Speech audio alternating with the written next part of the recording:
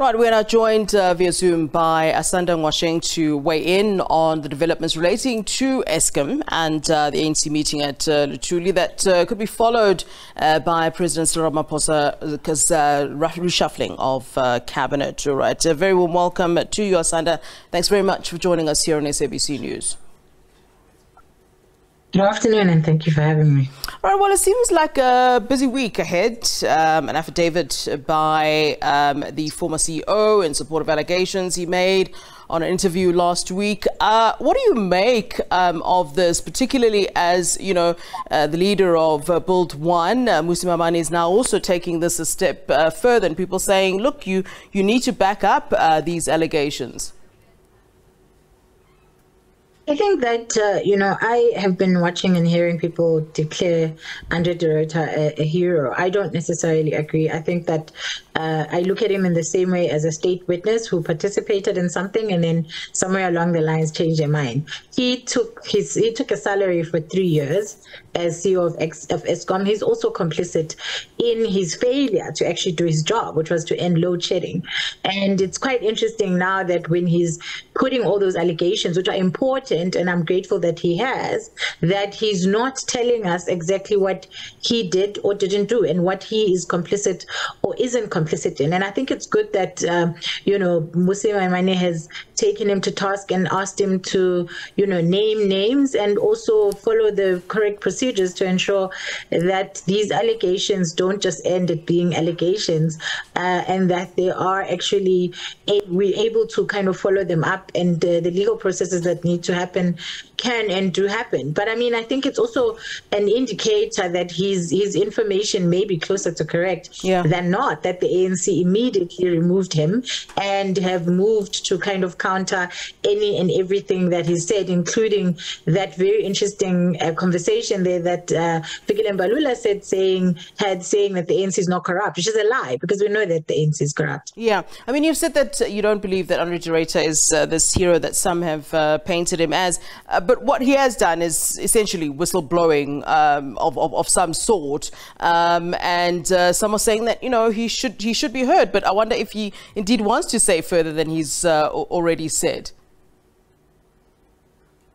I think that it's important, and I do acknowledge that he is whistleblowing, and whistleblowing is important regardless of when your ethics kick in. And I think that it's important for South Africans to know what kind of corruption is taking place at what level and who is involved. And so for me, I'm interested in seeing the details of the alleged 153-page affidavit that he has handed in, because what we've heard so far is mostly what we already knew, that the ANC is involved in the corruption, that the ANC has a direct hand and has kind of been watching and while Rome burns, essentially, when it comes to Eskom, and that they've basically tied the hands of everybody at Eskom such that they can't solve the problem or the crisis. And so we need those details in order for us to be able to then further analyze and engage on, if it is then the case that the problem is the ANC and not Eskom, then what is the Minister of Electricity going to do, and what are they going to change? Because if it is the governing party that's a problem, hiring a Minister of Electricity is not going to solve that. Or is the Minister of Electricity somebody who's also being brought in to deal with the people in the ANC who are the problem and who are ensuring that corruption continues despite repeated promises by the ANC following state capture that we would not see more than they already declared, say, almost 15 billion rands that was chowed essentially through corruption at Eskom as per state capture. So, okay, having said all of this, how do you believe that these allegations should indeed be dealt with, whether it is by law enforcement authorities, by government, by the public protector? Is there room for investigation, in your opinion? We've seen the examples where it's happened with Nkandla and what was supposed to happen, I suppose, with Palapala. But how do you believe we're supposed to proceed from this point then? Well, I think opposition parties have taken, although it is politicking, of course, on their side, but they have also taken, an important step to make sure that the legal processes that need to take place do take place. Whoever that politician is does need to be brought to book, and they do have to answer for, crippling our economy and all the many multiple, negative effects that load shedding has had on not just, on ordinary citizens, on people trying to run small businesses, on every single sector of our society, and essentially our economy. I think that, there should be charges of economic sabotage brought, because that is essentially what it is, an inability to deliver, consistent energy supply does have a direct impact on the economy. So it is essentially economic sabotage, and there should be investigations to ensure that all of those who are involved are brought to book, and that the mafias, that the Mpumalanga mafias that de Ruyter referred to are also brought to book, all of the individuals involved, so that South Africa can begin the process of trying to clean up at Eskom and trying to resolve this crisis.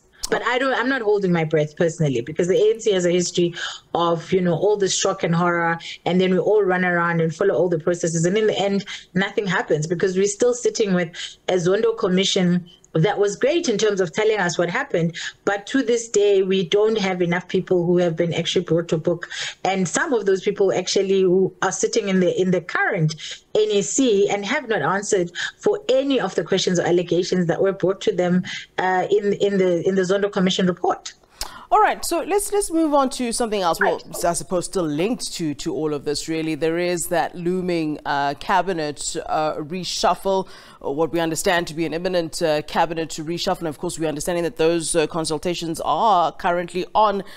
How do you imagine this to sort of play out? And what should the president consider, when he's sort of putting his mind to this reshuffle and who to place in various positions? Of course, we would all want to understand that it's about competency, but it's not always about that when we're playing politics, is it?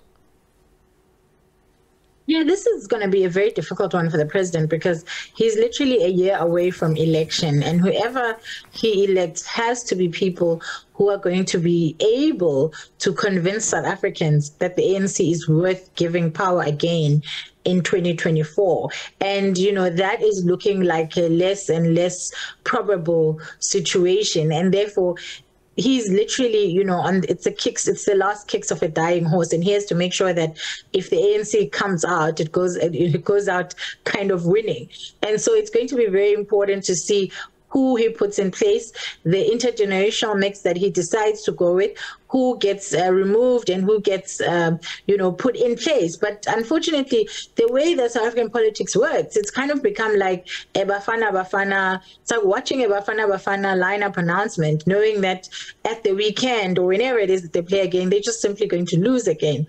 And so that is the sad state of affairs that we are in as South Africans, and one can only hope that there is some consideration to the fact that these are the people that are going to possibly deliver or not deliver 2024, if, the ANC even cares about 2024 at this stage, and that these are the people that have the importance of taking us out, at the very least temporarily, of this current crisis of load shedding, which is just grinding the entire economy and society to a halt at the time when we can least afford it, because globally everybody is suffering from post-COVID economic downturn effects.